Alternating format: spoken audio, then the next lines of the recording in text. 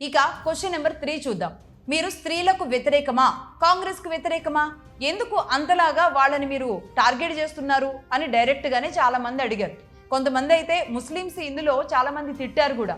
But దీనికి కూడా నేను సమాధానం ఇవ్వాలి. వాయిస్ ఫర్ నో వాయిస్, ఎవరికైతే గొంతు లేకుండా మూగగా రోధిస్తున్నారో అలాంటి వాళ్ళ గురించి మాట్లాడాలి. దేశంలో దేశం బయట జరుగుతున్న అకృత్యాల గురించి మాట్లాడాలి. కాబట్టే మగధా ఇనిషియేషన్. ఎస్, ఒక స్త్రీని అయి ఉండి నేను ఎలా స్త్రీలకు వ్యతిరేకం అవుతాను చెప్పండి. మారుతున్న సమాజంలో స్త్రీ మనస్తత్వం మారుతూ వస్తుంది. అభివృద్ధిలో స్త్రీ ముందుండాలి అని ప్రయత్నించారు ఆనాడు. అంటే అమాయకత్వం మారాలి అనుకున్నారే గాని అది కాస్త అమ్మతత్వాన్ని మరిచిపోయేటట్టు చేస్తుంది. అక్రమ సంబంధాల మోజులో కన్న బిడ్డల్ని కన్న తల్లే కర్కశంగా చంపుకుంటున్న తల్లుల్ని ఇప్పుడు మనం చూస్తున్నామా లేదా? నా చుట్టూ ఉన్న ఎంతో మంది మహిళలు ఉంటారు కదా. అటు ఇంటిని ఇటు ఉద్యోగాన్ని రెండింటిని బ్యాలెన్స్ చేస్తూ ఎన్ని కష్టాలున్నా ముందుకు నడుస్తున్నారు అనేక మంది గొప్ప మహిళలు. సమస్యలు ప్రతి కుటుంబంలో ఉంటాయి. వాటిని అధిగమించి అర్థం చేసుకుని భరిస్తూ ముందుకు వెళ్లే స్త్రీలు ఒక వర్గం అయితే, సమస్యల్ని సాల్వ్ చేసుకుని తనకి ఎదురైన పరిస్థితులన్నింటినీ ధీటుగా ఎదుర్కొంటూ సాధించే మహిళలు ఇంకో కోవకు చెందుతారు. వీరిని ధీశాలి అనొచ్చేమో. అలాగే హింసించే భర్తను అత్తమామలు పెట్టే టార్చర్లను తట్టుకోలేక ప్రాణాలు విడుస్తున్న అమాయక మహిళలు చాలా మందే ఉన్నారు. అమాయకమైన పిల్లల్ని నిట్ట నిలువున చంపుతున్న మగవాళ్ళు ఉన్నారు.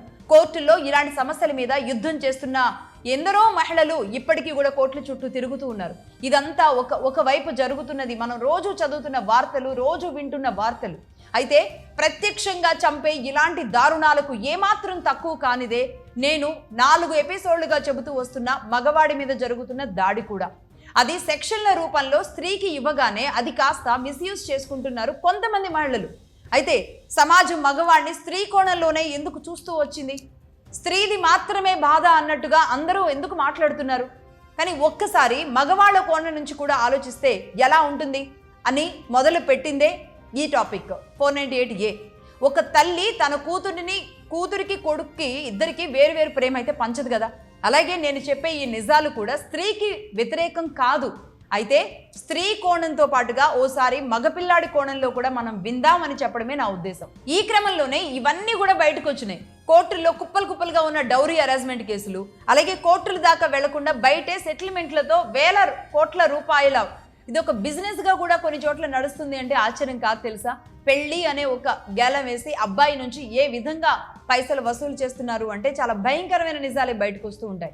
అయితే మగవాడి గొప్పతనాన్ని ఒక భర్తగా క్యాలిక్యులేట్ చేసుకుంటూ పోతున్నామే కానీ అతడు ఓ తల్లికి కొడుకు, ఓ అక్కకి తమ్ముడు, ఓ చెల్లికి అన్న, ఇలా అనేక రూపాల్లో మనతోనే ఉన్నాడు. తనకి హక్కులున్నాయి, తనకి పరువు ఉంటుంది అనేది మాత్రం మనం వదిలేస్తూ వచ్చాం. మగవాడు కూడా సున్నితమైన జీవిని అని గుర్తించాల్సిన అవసరం ఉంది. అసలు సొసైటీలో ఒక డ్యామేజ్ ఎలా జరుగుతూ వచ్చింది? ఒకప్పుడు వీరులుగా ఉన్న అధిక శాతం భారతీయ పురుషుల్ని ఒక కుటుంబానికి మాత్రమే కట్టేసినట్టుగా చేయటంలోనే కుట్ర దాగుంది. అది వెలికి తీస్తే చరిత్ర చెప్పని పాఠ్యాంశాలలో లేని భయంకర విషయాలు కనబడ్డాయి తెలుసా. వీటన్నింటి మూలాలు భారత్పై కొట్టిన దెబ్బగా కనిపిస్తోంది. భారత్ మతాన్ని కొట్టడానికి మన మగాణ్ణి కొడితే సరిపోతుంది అనుకున్నారు. అది డైరెక్ట్గా ఎవరికి తగులుతుంది? స్త్రీకి తగులుతుంది. ఆ తర్వాత ఎవరికి తగులుతుంది? కుటుంబానికి తగులుతుంది. సో మొత్తంగా కుటుంబాన్ని విచ్ఛిన్నం చేసేస్తే సరిపోతుంది. క్రమంగా మనం బలం క్షీణిస్తుంది. కాంగ్రెస్ తెలిసి చేసినా తెలియక చేసినా ఆ సమస్యలని అనేక రూపాల్లో పెంచి పోషించింది కాంగ్రెస్ మాత్రమే. అది దేశం బోర్డర్లో కావచ్చు, పాకిస్తాన్తో కావచ్చు, దేశం లోపల ఇలాంటి చట్టాలతో కూడా కావచ్చు. అందుకే నిజమైన నికార్సైన జర్నలిజం ఎలా ఉంటుంది, ఎర్ర జర్నలిజం ఇన్నాళ్ల పాటు మన మీద ఏం రుద్దింది చెప్పే ప్రయత్నం చేయడంలో భాగమే మా ఎర్ర జర్నలిజం ప్రోగ్రాం.